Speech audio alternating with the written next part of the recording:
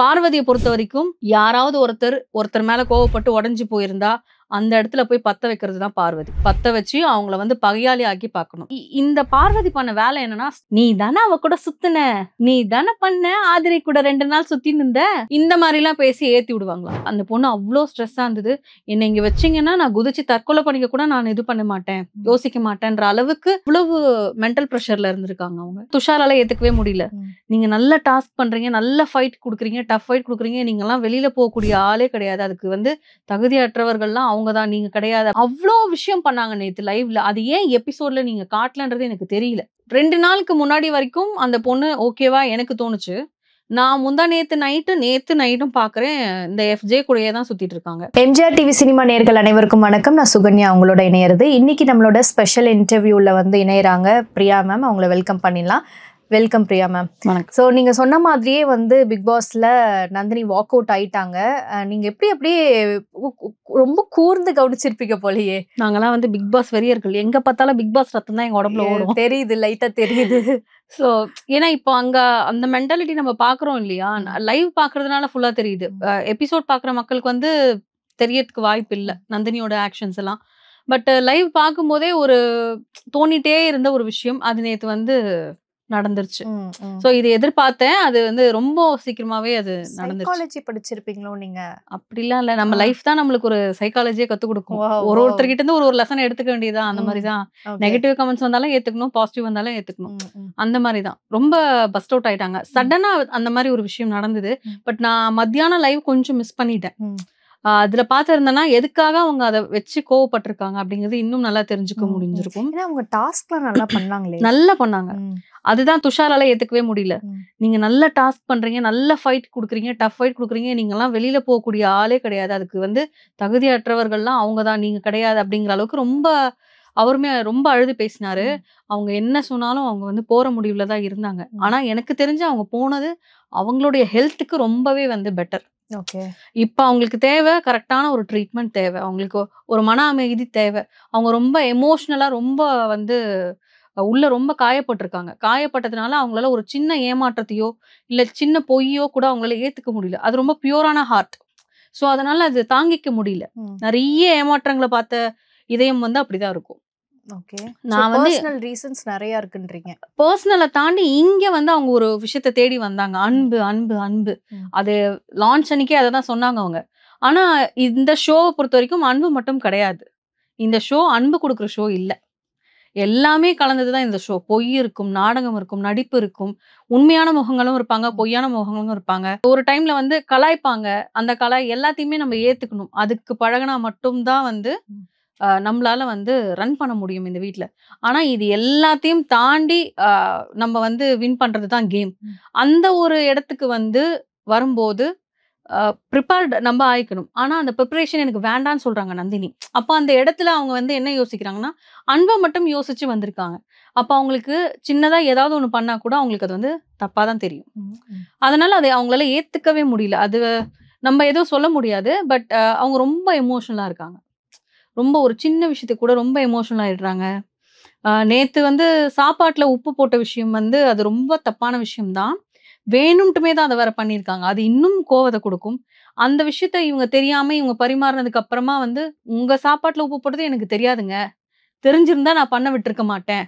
So அதெல்லாம் மனசுல வச்சு அது யார் கூட்டு சேர்ந்து செஞ்சாங்கன்றத முதற்கொண்டு அவங்க மெயினா கனியால வந்து ரொம்ப அப்செட் ஆயிட்டாங்க. கனி அக்கா இப்படி பண்ணலாமா அப்படிங்கிற ஒரு தாட் அவங்களுக்கு வந்துருச்சு.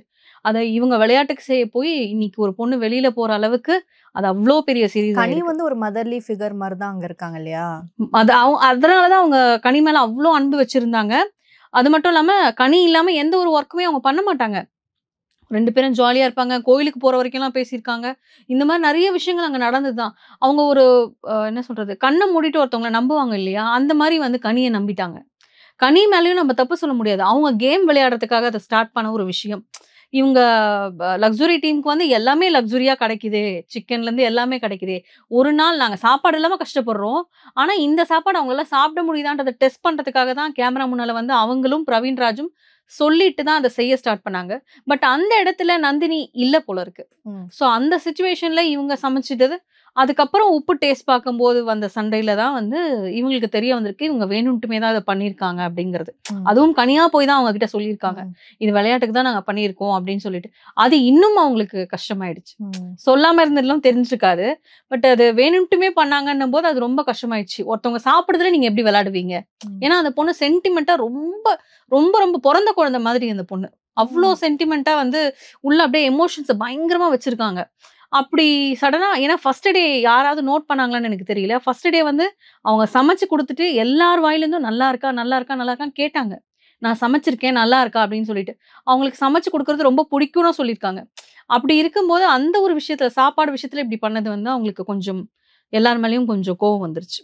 மெயினா வந்து கனி, பிரவீன்ராஜ், ஆதிரை இவங்க 3 பேர் தான் பிளான் போட்டு இத பண்ணது. இதுக்கு இத பண்ணலாம்னு ஃபர்ஸ்ட் புள்ளியார் சுழி போட்டது வந்து விக்கல்ஸ் விக்ரம். அவர் என்ன பண்ணிட்டாருன்னா, அக்கா ஒரு ப்ளே பண்ணுவோம்க்கா அப்படின்றதுனால, சரி நாங்க விக்ரமோடைய பேரை இது நினைச்சு தான் வந்து பேச்ச கேட்டு தான் வந்து நாங்க ஸ்டார்ட் பண்ணோன்றத இன்னைக்கு மார்னிங் அவங்க பேசிட்டு இருக்கும்போது தான் வந்து சொன்னாங்க. அதே மாதிரி நேத்து நந்தினி வந்து பேசிட்டு இருக்கும்போது இந்த சத்தம் போட்டு கத்தும் போதும் தனியா உட்காந்து பார்வதி கிட்ட பேசிட்டு இருக்கும்போதும் எதனால நீ கோவமா இருக்கன்னு அவங்க கேட்கும்போது அவங்க முழுசான உண்மையை சொல்லல. ஆனா யார் மேல கோவமா இருக்காங்கன்றத அங்க சொன்னாங்க. பிரவீன்ராஜ் ஆதிரைய சொன்னாங்க. கனி அக்காவும் அது பண்ணிட்டாங்களேன்னு அவங்க மேல வருத்தம் இருக்கு, கோவம் இல்ல அப்படிங்கிறதையும் அவங்க வந்து சொன்னாங்க. இது எல்லாம் வந்து லைவ்ல தான் வந்துச்சு, எபிசோட்ல வரல. ஒரு குறிப்பிட்ட யாரோட பேருமே எபிசோட்ல காட்டல, பட் லைவ்ல காமிச்சாங்க. நிறைய விஷயங்கள் நடந்தது லைவ்ல. கிட்டத்தட்ட ஒரு 40 நிமிஷம் கூட இல்ல, 1.5 மணி நேரம் போன ஒரு கான்வர்சேஷனை வந்து எபிசோட்ல வந்து 10 நிமிஷத்துல முடிச்சுட்டாங்க. ஆனா அவ்ளோ நேரம் போச்சு. அந்த பொண்ணு அவ்ளோ ஸ்ட்ரெஸ்ஸா இருந்தது. என்னை இங்க வச்சீங்கன்னா நான் குதிச்சு தற்கொலை பண்ணிக்க கூட நான் இது பண்ண மாட்டேன், யோசிக்க மாட்டேன்ற அளவுக்கு அவ்வளவு மென்டல் ப்ரெஷர்ல இருந்திருக்காங்க அவங்க. ஸோ அவங்க ரொம்ப சென்சிட்டிவா இருந்திருக்காங்க. எனக்கு தெரிஞ்சு அவங்களுக்கு எடுக்கும் போதே வந்து இதெல்லாம் வந்து கொஞ்சம் கவனிச்சிருக்கணும். மென்டல் ஹெல்த் எல்லாம் வந்து கொஞ்சம் கவனிச்சு எடுத்திருந்திருக்கணும் அப்படிங்கிறது. அப்போ அந்த மாதிரி ஸ்டேட்ல இருந்திருக்க எஸ், மாட்டாங்க. உள்ள வரணும்ன்றதுக்காக கூட அவங்க நான் நல்ல தைரியமான பொண்ணு, என்னால எதையும் பண்ண முடியும், அவங்கள எதையுமே அவங்களால பண்ண முடியும் தான் இப்பவும். ஆனா இந்த எமோஷன் விஷயம் பொறுத்த வரைக்கும் அவங்க வந்து ரொம்ப ரொம்ப டேமேஜ் ஆயிருக்காங்க மனசளவுல. அதனால எந்த ஒரு சின்ன பொய்யும் சின்ன மறைப்பையும் அவங்களால ஏத்துக்கவே முடியல. கமிங் டு விஜய் பார்வதி, சூனியா கரியா இருப்பாங்களோ? ஐயோ பா, விஜய் பார்வதிக்கெல்லாம் வந்து சப்போர்ட் பண்ணி கமெண்ட்லாம் போடுறாங்க. விஜய் பார்வதி இருக்கிறனால தான் ஷோவே சூப்பரா இருக்கு, பயங்கரமா இருக்கு, பிளாஸ்டா இருக்கு அப்படின்னு சொல்லிட்டு. நான் ஒண்ணு தான் கேட்கிறேன். நந்தினி உங்க வீட்டுல ஒரு பொண்ணா நினைச்சு பாருங்க. நந்தினி வந்து பயங்கர பிளாஸ்ட் ஆகி கத்திட்டு இருக்காங்க, விட்டா எல்லாரையும் போய் அடிச்சிருவாங்க போல, அந்த அளவுக்கு பேசிட்டு இருக்காங்க. ஒரு எமோஷனலா டேமேஜ் ஆகி போய் உட்காந்துருக்க ஒரு பொண்ணு கிட்ட சரி ஓகே, காம், கூல், ரிலாக்ஸ் ஆகு, கொஞ்சம் பொறுமையாயிரு, கொஞ்சம் வந்து தண்ணி குடி, ரிலாக்ஸ் ஆகு, கத்தாத, இப்படி சொல்வீங்களா? நீ தானே அவ கூட சுத்துன, நீ தானே பண்ண, ஆதிரை கூட 2 நாள் சுத்தின்னு இருந்த, இந்த மாதிரிலாம் பேசி ஏத்தி விடுவாங்களா? அந்த விஜய் பார்வதி பண்ண வேலை என்ன அப்படின்னா, இந்த ஒரு 1.5 மணி நேரம் கான்வர்சேஷன்ல அந்த பொண்ணு கிட்டயே இருந்தாங்க. அந்த பொண்ணு கிட்ட இருந்து வாயில வர வேண்டிய வார்த்தையெல்லாம் கறந்தாங்க. எல்லார் பேரையும் சொல்லி, இவன் அப்படி, அவன் இப்படி, நீ தான் மச்சான் கண்டுக்கல, நீ தான் மாப்பிள பண்ணல, நீ தான் மச்சான் இப்படி ஏமாந்து போயிட்ட, அப்படின்ற மாதிரி சொல்லி சொல்லி அந்த பொண்ணு இன்னும் மேல மேல வெறுப்பேத்தி அவ்வளோ பஸ்ட் அவுட் ஆகி அந்த பொண்ணு அப்படி பேசி வீட்டுல யார்கிட்டயுமே சொல்லாம போன அளவுக்கு அந்த அளவுக்கு பண்ணிட்டாங்க பார்வதி. கன்ஃபெஷன் ரூமுக்கு தான் கூப்பிட்டாங்க. மேபி அவங்க பேசிட்டு திரும்பி வருவாங்கன்னு கூட அவங்களே நினைச்சிருந்திருக்கலாம். ஆனா வெளியில நீங்க கதவு திறந்து வெளியில வந்துடலாம்னும் போது அவங்க தாராளமா எழுந்து வெளில போயிட்டாங்க. யார்கிட்டயுமா சொல்லணுமா அப்படின்னு கூட அவங்க கேட்கல. ஏன்னா அவங்க அந்த அளவுக்கு பாதிக்கப்பட்டிருக்காங்க மனசளவுல. சோ இந்த பார்வதி பண்ண வேலை என்னன்னா, ஸ்டார்டிங் அவங்க கத்தும் போதே கூட கூட போய் இப்படி இப்படி நிக்கிறது எல்லாம் பண்ணும்போது அங்க துஷார் வராரு. வந்து நீங்க அவங்கள ரிலாக்ஸா விடுங்கன்னு சொன்னாலும், நீ யார் அதை சொல்றதுக்கு? நான் அப்படிதான் நிப்பேன், நான் அப்படிதான் புடிப்பேன். அதுக்கு முந்தின நாள் வரைக்கும் எங்க போனீங்க பார்வதி? எங்க போய் என்ன பண்ணீங்க? அவங்க கிட்ட பேசியிருக்கீங்களா? அவங்க அதுக்கு முந்தின நாள் இவங்க போய் பேச அப்ரோச் பண்ணும்போது என்கிட்ட எல்லாம் பேசாத அப்படின்னு சொல்லி அனுப்பின ஆள் பார்வதி. அப்ப இன்னைக்கு மட்டும் என்ன உங்களுக்கு அவ்வளவு கரிசனம், எவ்வளவு அன்பு உங்களுக்கு இன்னைக்கு மட்டும்?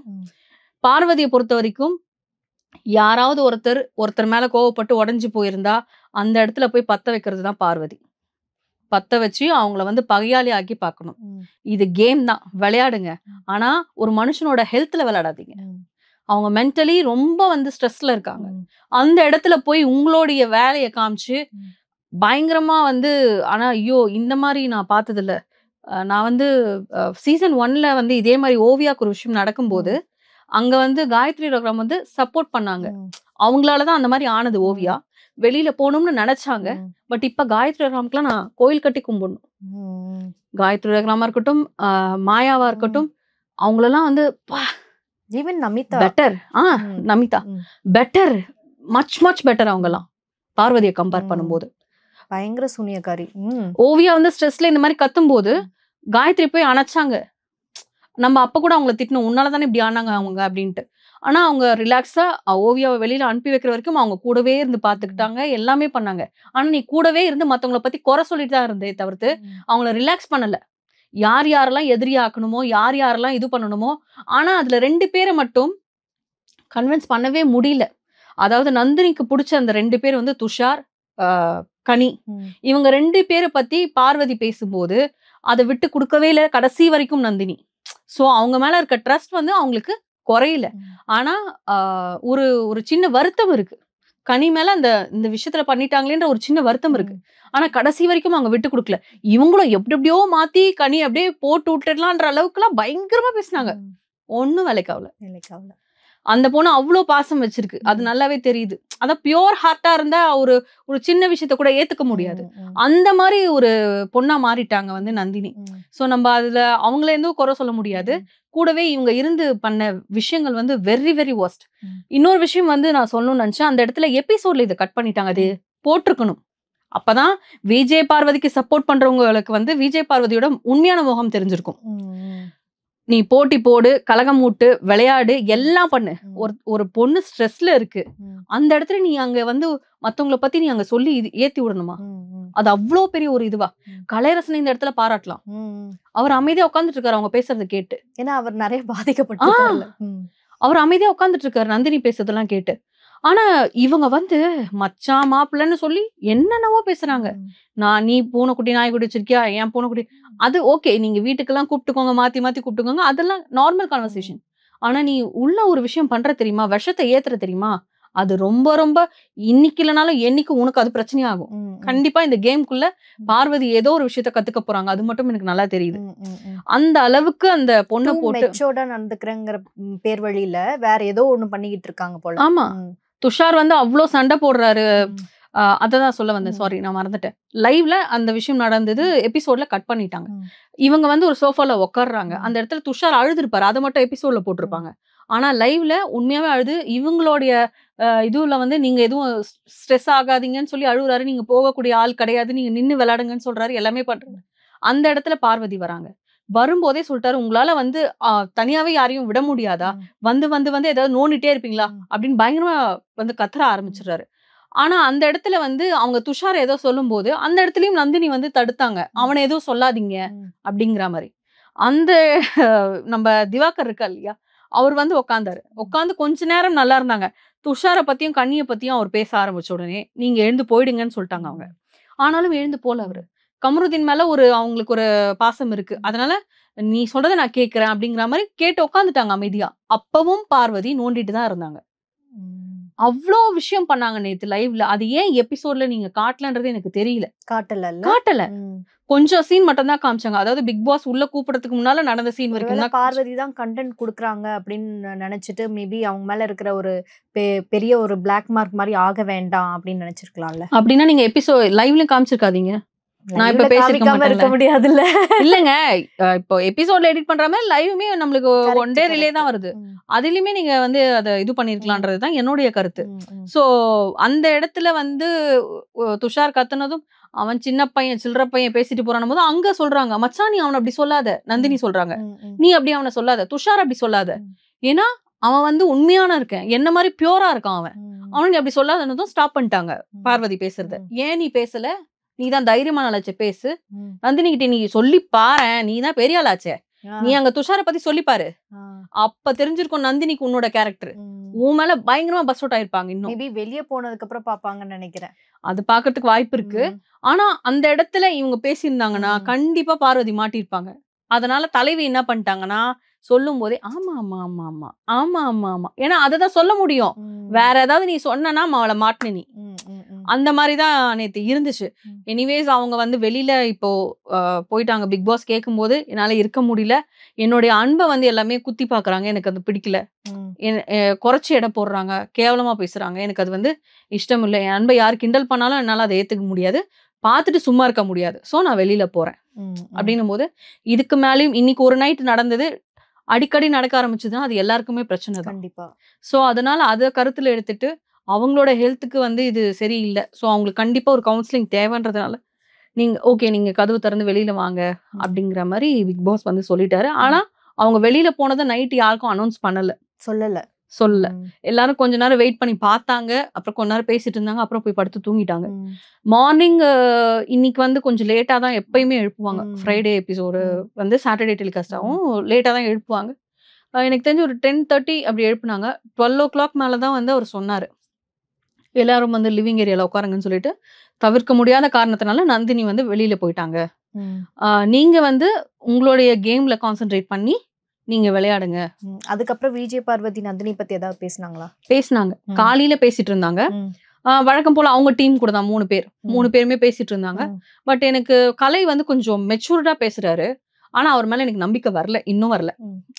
திவாகர் வந்து அவரும் வந்து அவரோட சைடு. ஏன்னா இந்த சண்டை நடந்துட்டு இருக்கும் போது நீங்க எழுந்து போங்கன்னு நந்தினி சொல்லும் போது இவர் போல 2 வாட்டி அந்த பொண்ணு சொல்லுச்சு போல. அந்த பொண்ணு கோவம் வர ஆரம்பிச்சிச்சு. அப்ப கமருதீன் வந்து கூப்பிட்டாரு.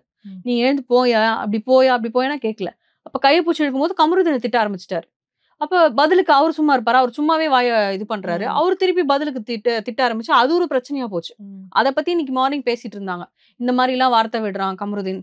அப்ப நானுமே பேசிட்டேன். அவன் வந்து ஃப்ராடு அப்படி இப்படின்னு இவரும் பேச, அவர் நைட்டு பேசுனது அவரும் பேச, மாத்தி மாத்தி பேசிக்கிறாங்க. எனக்கு தெரிஞ்சு கண்டிப்பா கமருதீனுக்கு ஒரு ரோஸ்ட் இருக்கு இன்னைக்கு. கன்ஃபார்மா சாட்டர்டே எபிசோட்ல ஒரு ரோஸ்ட் இருக்கும். அதே மாதிரி வந்து பார்வதி வந்து இந்த விஷயத்த பேசினாங்க இல்லையா? காலையில நந்தினி பத்தி நான் வருவான்னு நினைச்சேன். ஆனா வரவே இல்லை. அவ அப்ப கிளம்பிட்டா அப்படின்ற மாதிரிலாம் பேசிட்டு இருந்தாங்க. அண்ட் இன்னொரு விஷயத்த சொன்னாங்க. என் கூட அவ வந்து என் கூட அவ க்ளோஸ் ஆயிட்டான்றதுனால அவங்களுக்குலாம் காண்டாயிடுச்சு. அவங்கலாம் வந்து என்ன பிரிச்சு விடலான்னு பார்த்தான் துஷார். அவனால முடியல. அதனால அவங்களுக்குலாம் புகஞ்சுது, எரிஞ்சுது. அவங்களுக்கே எரிய புகை போகுது. எனக்கு புரியல. ஏதோ புலம்பணுமே இவங்க புலம்பிட்டு. ஏன்னா இவங்களுடைய பார்வையில பார்க்கும்போது எல்லாருமே இவங்களுக்கு எதிரிகள். இவங்க மட்டும்தான் நல்லவங்க. இவங்க 3 பேர் மட்டும்தான் நல்லவங்கன்ற மாதிரி இவங்க பண்ணிட்டு இருந்தாங்க. அவங்க ஆப்போசிட்ல இருந்து அதை பத்தி அவங்க எதுவுமே பேசல. நந்தினி எப்படி இருக்காளோ, என்ன பண்றாளோ, இது பண்றாளோ அந்த மாதிரிதான் பேசிட்டு இருந்தாங்க. துஷார் கிட்ட ஒரு சில விஷயங்கள் வந்து சொன்னாங்க. நீ ரிலாக்ஸ் ஆயிரு. இன்னும் நீ இந்த வீட்டுல வந்து தொடர்ந்து பயணிக்கணும். அது மட்டும் இல்லாம நீ இந்த வீட்டோட தலைவர். சோ அதனால அதுக்கேத்த மாதிரி நடந்துக்கோ. அத நீ பார்த்துதான் வந்து கொஞ்சம் வார்த்தைகளை பார்த்துதான் பேசணும். நீயும் கோவப்பட்டு பேசுனா அது வந்து சரி இருக்காது அப்படிங்கிற மாதிரி வந்து சொன்னதுனால சரி ஓகே நான் கொஞ்சம் ரிலாக்ஸ் ஆகுறேன் அப்படின்னு சொல்லிட்டு ஒரு சில விஷயங்களுக்கு வந்து பாத்ரூம் கிளீனிங்க்கு வந்து இவங்க சப்போர்ட் பண்ணி இவங்க வரமாட்டேன்னு சொல்லிட்டாங்க. ஐ மீன் என்ன சொல்றது, நான் செய்ய மாட்டேன்னு சொல்லி அதுக்கு ஒரு பிரச்சனையே போச்சு பாத்ரூம் கிளீனிங்க்கு. அதனால லக்ஸுரி ஹோம்க்கு வந்து எங்களுக்கு கிளீனிங் ஆள் வேணும்னு சொல்லி ஆதிரை கிட்ட பேசும்போது நேத்து ஆதிரைக்கும் கமருதீனுக்கும் ஒரு பிரச்சனை. அந்த பிரச்சனையை வச்சுட்டு ஆதிரை வரமாட்டேன், வரதா இருந்தா நான் 2 டிமாண்ட் வைப்பேன் அப்படிங்கிற மாதிரிலாம் சொன்னாங்க. ஆக்சுவலா பாத்தீங்கன்னா சூப்பர் டிலக்ஸ் ரூம்ல இருக்கிறவங்க தான் வந்து டிமாண்ட் வைக்கணும்.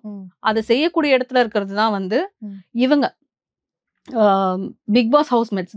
ஆனா இவங்க வந்து எனக்கு 2 விஷயம் வந்து எனக்கு நீங்க செய்றீங்கன்னா நான் வந்து கிளீனிங் வரேன் அப்படிங்கிற மாதிரி சொல்லும் போது அந்த இடத்துல ரம்யா சொல்றாங்க, நீங்க டிமாண்ட் பண்ணக்கூடாது, நாங்க தான் டிமாண்ட் பண்ணோம். நீங்க ரிக்வஸ்டாவே எங்க நாங்க ஏத்துக்கிறோம் அப்படின் போது எங்களுக்கு சாப்பிட்டுட்டு நீங்க உடனே எழுந்து போயிடணும், உடனே சாப்பிட்டு உடனே எழுந்து போயிடணும். அதே மாதிரி வந்து ரேஷன்லாம் வந்து கம்மியா தான் இருக்கு, நாங்க கப்ல தான் கொடுப்போம், அந்த மாதிரி தான் சாப்பிடணும். இந்த மாதிரி 2 டிமாண்ட்லாம் வைக்கும்போது இவங்கெல்லாம் வந்து கொஞ்சம் யோசிக்கிறாங்க. அதை பத்தின ஒரு கான்வர்சேஷன் வந்து இன்னைக்கு போயிட்டு இருந்தது மத்தியானம் லைவ். அப்பவும் வந்து அந்த இடத்துல ஒரு சில பேர் வந்து இதெல்லாம் பண்ணணும் போது அங்க ஒரு சின்ன மிஸ் அண்டர்ஸ்டாண்டிங்லாம் எல்லாருமே கத்துறது தான் ரெகுலரா நம்ம வீட்டுல பாக்குறோம் இல்லையா, சீசனா அந்த மாதிரி வந்து கத்திட்டு இருந்தாங்க. எனக்கு என்னன்னா ஆதிரை வந்து பேசுறது இந்த நாமினேஷன் பொறுத்த வரைக்கும் பேசுறது ஓகே. பட் லக்ஸுரி ஹவுஸ்ல இருக்கிறவங்க தான் வந்து அவங்கள அதிகாரம் பண்ணணுமே தவிர்த்து இவங்க அவங்க அதிகாரம் பண்ற இடத்துல கிடையாது. நம்பர் 1. 2வது வந்து இவங்க திசை மாதிரி அப்படியே லவ் கண்டென்ட் உள்ள போறாங்களோ அப்படிங்கிற மாதிரி தோணுச்சு. ஆதிரையா? ஏன்னா 2 நாளுக்கு முன்னாடி வரைக்கும் அந்த பொண்ணு ஓகேவா எனக்கு தோணுச்சு. நான் முந்தா நேத்து நைட்டும் பாக்குறேன் இந்த எஃப்ஜே கூடயே தான் சுத்திட்டு இருக்காங்க. அத வந்து வினோத் அண்ணா சொல்லியிருப்பாரு. நேத்து வந்து வினோத் அண்ணா அத சொல்லியிருப்பாரு. எஃப்ஜே கூடயே தான் நீ இருக்க அப்படிங்கிறது. ஆனா அவர் தூக்கி ஜெயில போட்டாங்க. ஸோ அதனால நான் அப்பதான் யோசிக்க ஆரம்பிச்சேன். ஓகே அப்படின்னு. ஆனா எபிசோட்லயும் அதுக்கப்புறம் நான் போட்டு பார்த்ததுக்கு அப்புறம் தான் தெரியுது, எஸ் அந்த பொண்ணு அவர் கூடயே தான் சுத்திட்டு இருக்கு. ஒரு சில பசங்க எனக்கு வந்து அனுப்பிச்சாங்க, நீங்க இதை நோட் பண்ணீங்களா அப்படின்னு சொல்லிட்டு. அதுல பார்க்கும்போதும் வீக்ல வந்து கண்டிப்பா வந்து லவ் ட்ராக் இருக்கு இருக்கும். 3 நாள் கூட போகுன்றேன் நானு. ஒரு ட்ராக்லயும் ஒருத்தர் இருக்காங்க. அப்போ நம்மளுக்கு கண்டென்ட்க்கு பஞ்சமே இருக்காதுன்னு நினைக்கிறேன். ஆக்சுவலா பிக் பாஸ் வந்து லவ் கண்டென்ட் வருஷம் பார்த்துதான் இருக்கும். அது இல்லாம உங்களால நடத்த முடியாதாங்கிற மாதிரி தோணுது. அதுக்கேத்த மாதிரி ஆட்கள் எடுத்து போட்டுறாங்க. அதனால அந்த மாதிரி ஒரு விஷயங்கள் பண்றாங்களோ அப்படிங்கிற மாதிரி தோணுது. ஓகே, தொடர்ந்து நம்ம பேசுவோம். இன்னைக்கு வந்து நிறைய அவங்கள பத்தி பேசணும். குறிப்பா எனக்கு வந்து விஜய் பார்வதியை வந்து உங்ககிட்ட கேட்கணும்னு நினைச்சிட்டே இருந்தேன். அது மாதிரி நான் கேட்டுட்டேன். வெறி ஏறுதுங்க, ஒன்னும் பண்ண முடியல, வெறி ஏறுது. சரி, தொடர்ந்து வெறிய வச்சிருங்க. நம்ம நெக்ஸ்ட் எபிசோட்ல பார்ப்போம். இன்னைக்கு நேர்காணல இணைஞ்சதுக்கு நன்றி. தேங்க்யூ.